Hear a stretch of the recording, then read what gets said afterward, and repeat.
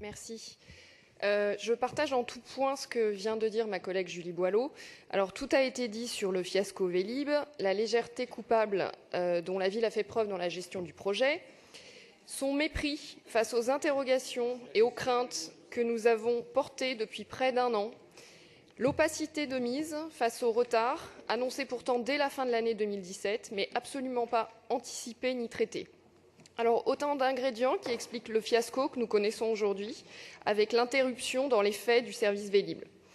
Mais ce qui n'a pas été suffisamment été dit, en revanche, c'est que si la compétence a été transférée au syndicat mixte Vélib Métropole, l'exécutif parisien reste le grand décisionnaire, malgré sa propension à se dédouaner systématiquement de ses responsabilités.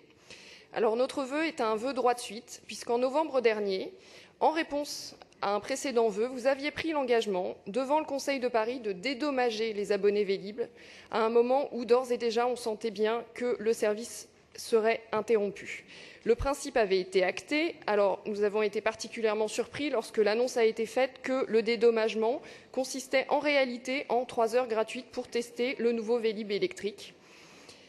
La bronca qui a fait suite à cette annonce vous a conduit à annoncer un remboursement d'1 mois. Mais pour nous, c'est encore très largement insuffisant.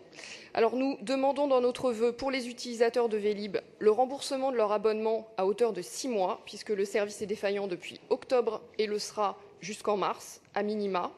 La prolongation de la remise de 50% sur les mensualités d'avril et des mois suivants jusqu'à ce que le service soit totalement opérationnel pour les nouveaux abonnés. Une information précise sur le calendrier d'ouverture des stations à destination des usagers et plus généralement que la ville s'assure du respect du cahier des charges par l'opérateur.